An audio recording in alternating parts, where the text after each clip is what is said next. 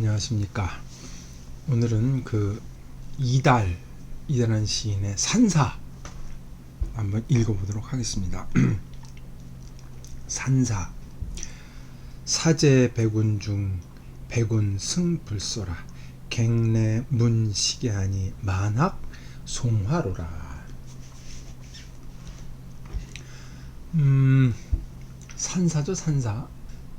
이건 해석, 이건 얘기할 것도 없죠. 어려운 글자도 없고 문장도 까다롭지 않고, 그쵸? 사제 백운증 백운승 불소라. 흰 구름 가운데 절이 있는 거죠. 흰 구름 가운데 절이 있어 흰 구름을 승이 쓸지도 않는다. 말이 참, 그쵸? 손님이 와야 문이 비로소 열리는데 만학 모든 숲속에 송화가 늙는구나, 송화가 오래되었구나, 그런 거죠. 그런 겁니다. 시가 대충 보면 이래요. 대충 이건 얘기할 것도 없죠. 이달이라는 분인데 귀에 설는지 모르겠습니다. 어떻게 설명할지 이달은 모르겠는데 이렇게 설명하면 될 것 같아요. 허균의 스승이다, 이렇게 얘기하면 될 수 있을 것 같아요. 우리가 허균 맞습니다. 홍길동전으로 알려진, 사실 허균은 홍길동전으로 알려질 사람이 아니고 이 사람이 보통 사람이 아닌데 시를 굉장히 잘 썼어요. 그리고 문학 비평가로서 최고입니다. 최고고 문장도 좋고, 그리고 이 사람이 또 미식가라 음식에 관한 책도 이제 도문대작이라고 아주 흥미로운 책도 썼는데, 세간에 이 퍼져 있는 무식한 오해 중에 하나가 이제 허균이 홍길동전 때문에 서자라, 말도 안 되는 얘기죠. 이 양천하 씨가 얼마나 큰 대족이었는데, 허균이 시를 굉장히 잘 쓰게 된 것 중에 하나가 이달이라고 하는 이 뛰어난 스승, 산사를 쓴 스승을 주었기 때문이죠. 그래서 허균은 손곡 산인전, 그 스승에 대한 전기를 쓰죠. 보통 사람이 아니었었는데 이 이달은 안타깝게도 서자였어요. 서자였습니다. 그래서 뛰어난 재주를 가지고 뜻을 펴지 못했는데, 율곡이가 이제 이달을 굉장히 아꼈죠. 율곡이가 이제 이달에게 주는 시도 있고 굉장히 유명했던 사람이고, 허균의 스승이라는 말로 우리는 알고 있지만 그 타이틀을 떼고 얘기를 해도 조선시대에서 손꼽을 수 있는 시인 중에 하나입니다. 굉장히 시를 잘 썼어요. 보시다시피 뛰어난 시라고 볼 수가 있죠. 근데 이 시를 읽으려면, 손곡 이달의 시를 읽으려면 송나라의 위아라고 하는 시인이 쓴 시문자 부루라고 하는 시를 읽으면 이 시를 견주어서 얘기할 수 있을 것 같아요. 일단 그 시문자 부루라는 시를 한번 보고 얘기를 해보도록 하겠습니다. 심진 오입 복래도 향풍부동 송화로라. 체지하처 미귀래 백운만지 무인소라. 백운소, 그쵸? 심진, 이 심진이란 말 자체가 일단 수어같이 쓰는 편이에요. 참을 찾으러, 진실을 찾으러 이렇게 해석되는데 그런 뜻이 아니고, 심진 자체가 은자를 찾으러 가다는 뜻이에요. 아니면 신선의 도를 찾다, 이런 뜻이죠. 그래야지 이 뒤에 거랑 얘기하죠. 신선의 도를 추구하다가, 신선의 도를 찾다가, 아니면 신선을 찾다가 복래도로 잘못 들어갔더니, 어떻게 신선을 찾다 복래도까지 들어간 거죠. 향기로운 바람이 미동조차 하지 않아서 송화가 오래되었구나, 송화가 늙었구나. 체지하처 미귀래 백운만지 무인소라. 지초라 그러죠. 이 신령스러운 풀이죠. 지초를 캐러 어디로 갔는지 아직 돌아오지를 않아서 흰 구름이 땅에 가득한데 아무도 쓰는 사람이 없다. 이렇게 되는 거죠. 시문자 부르니까 은자를 찾으러 갔다가 만나지 못하다. 이 시는 요 3구에 이제 그 맛이 있는 거죠. 은자를 찾으러 가서 못 찾아서 복례도에 들어갔던 거죠. 오입이라 그랬는데 사실 복례도 신선이 사는 곳이죠. 여기 송화로라는 표현을 그대로 쓴 거죠. 그러니까 고요하고 이 조용한 상태라 이 송화가 뭐라 그럴까, 오랜 시간 동안 가만히 이 노자를 늙는다는 말을 쓰고 싶은데 요즘은 늙는다 그러면 아주 단어의 뜻이 나쁘게 되고 이상하게 돼서 늙는다는 말을 쓰기가 좀 저어가 됩니다. 그래서 송화가 오래되었구나. 그래서 이제 평화로운 걸 이렇게 나타내는 건데 이게 참 그렇네요. 근데 이제 왜 못 만났느냐? 여기 주체는 지금 신선이 복례도에 신선이 머무는 곳인데 머문 데까지 어떻게 갔어요? 갔는데 신선이 뭐 하러 간 거예요? 지초 캐러 간 겁니다. 지초를 캐러 어딘가에 가서 아직 돌아오지 않은 거예요. 그러니까 그 사람이 사는 곳에 흰 구름만 가득하고 주인이 없으니까 아무도 쓸질 않는 거죠. 야, 근데 백운을 쓴다는, 빗질을 한다는 게 예사롭지 않은 글솜씨죠. 이게 구름을, 낙엽을 쓴다 그러면, 아니면 뭐랄까, 나뭇가지에 먼지 쓴다고 말이 되겠는데 백운을, 상상력이 참. 근데 3, 4구가 가능을 하려면 1, 2구에서 배경을 깔아줘야 되거든요. 여기 복례도라고 하는 신선이 사는 곳에서 얘기를 했기 때문에 예사 사람이 아니라는 걸 알 수가 있죠. 그래서 이 신비로운 배경을 깔아놨기 때문에 3, 4구의 상상력이 가능한 거죠. 신선이 먹는다는 그 영약, 지초를 캐러 어디로 갔는지 알 수가 없어서 신선을 못 만났다. 절묘한 상상이죠. 그러니까 백운을, 흰구름을 쓴다라고 얘기를 하는 거죠. 흰구름을 누가 이제 쓸어내겠습니까만은.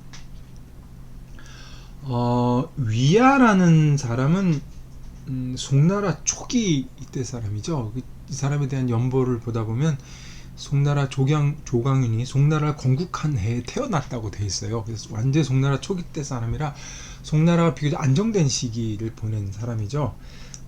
이 사람이 평생 은거를 했습니다. 그래서 그 섬서성에 있는 그 산 속에 평생 은거를 해서 그 나중에는 이제 거란에서 사신이 와서 이제 거란에게 그 문화를 이렇게 줄 책이라 그러나 그거를 이제 교감을 하게 됐다 그러는가 뭐라 그런가. 그래서 조정에서 그 뛰어난 지식인을 찾는다고 해서 이 사람을 추천을 했는데 노하고 안 나갔죠. 그러니까 얼마 전에 인포 은거한 시인으로 얘기를 했는데 인포의 선구자격이 된다고 볼 수가 있죠. 그래서 송나라 초기 사람인데 당풍의 시를 썼다고 얘기를 하죠. 당나라, 이 시 보면 당나라 어떤 품격 같은 게 느껴지죠. 그러니까 송나라 시의 어떤 일상을 다룬 시라든지 철학적인 수준이 높은 시라든지 그런 게 아니라 아직 당나라의 영향을 받아서 그런 걸 썼다고 얘기를 합니다.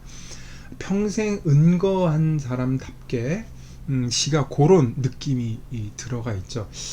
이 시문자 부르는 위아의 대표작이고 이 백운을 쓰지 않는다는 이게 천하의 명구가 돼서 모든 사람이 탐을 내는 그런 거죠.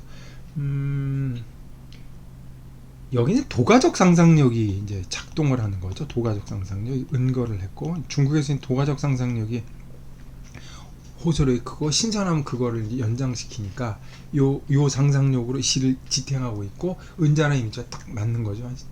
상당히 훌륭한 시입니다. 이거를 이제 이달이 갖고 왔죠.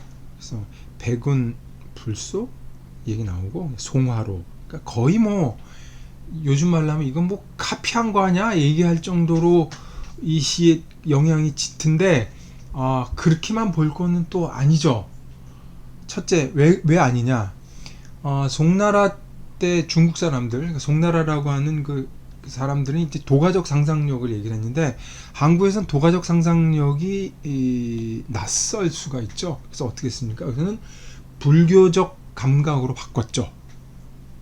그리고 갱내문개시라고 해서 약간의 그 움직임이 있습니다. 아까 그 시문자 부루에는 고요한 아주 깊은 고요함이 있다면 여기에는 문을 연다고 하는 작은 동작이 고요함을 깊게 해주는 아주 미묘한 그 차이가 있죠. 이 시도 나라가 바뀌면 정서가 바뀌는 것 같습니다. 그래서 중국의 도가적 상상력, 여기서는 불교적 고요함으로 바뀐 거죠. 객이 찾아온다는 건 봉대산의 아까 그 시문자 부류에서는 잘못 들어갔다고 해서 모티브도 비슷하긴 하나 느낌이 달라졌죠. 이건 뭐 도가냐 불교냐가 차이가 아니라 어떤 그 아주 미묘한 차이가 있다는 걸 염두에 둘 필요가 있을 것 같아요. 손곡의 시는 손곡 이달의 시는 우리가 한시라고 하면은 막연히 떠올리는 어떤 이미지가 있는데 대부분 당시에서 비롯된 이미지인데 그 이미지에 딱 들어맞는 전형적인 시라고 할 수가 있겠죠.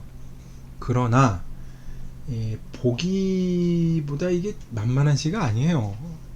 20자밖에 안 되고 저도 이제 처음에 이런 시를 읽으면 나도 이런 시 쓰겠다 라고 얘기를 할 만큼 쉬워 보이죠. 읽기는 쉬워요.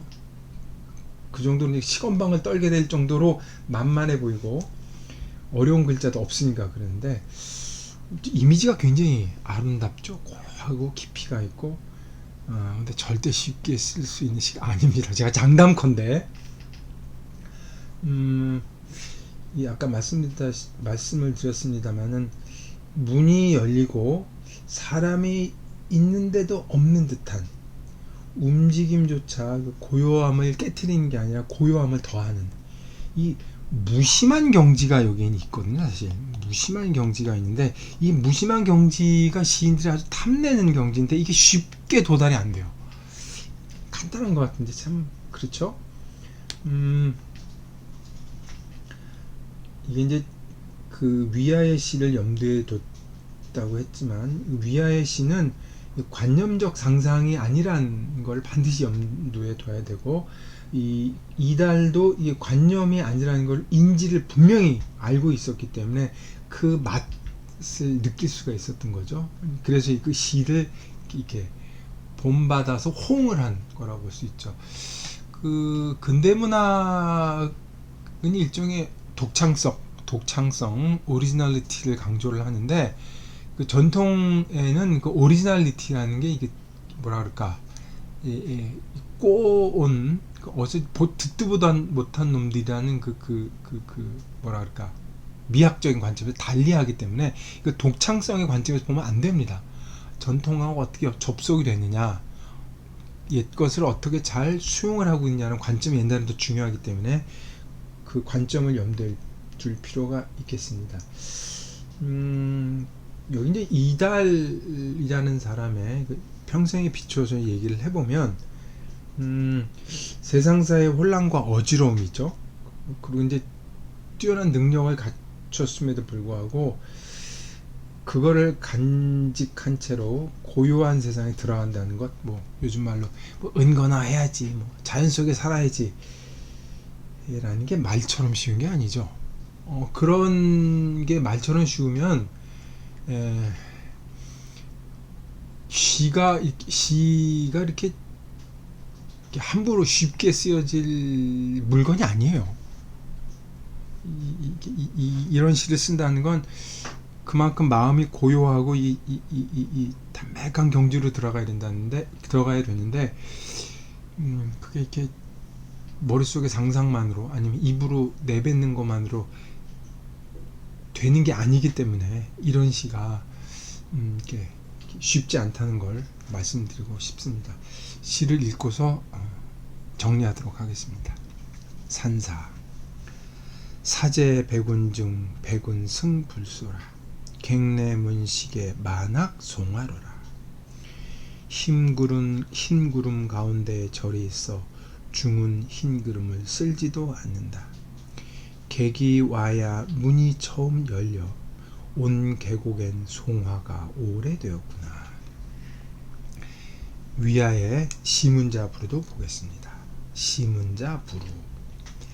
심진오이 복래도 향풍부동 송화로라. 체지하처 미길의 백운만지 무인소라. 은자를 찾다 만나지 못하다. 신선을 찾다 복래섬에 잘못 들어가니 향기 품은 바람 미동도 없어 송화가 오래되었구나. 지촉해로 어디에 있는지 돌아오지 않아 흰 구름 땅에 가득한데 쓰는 사람 없네.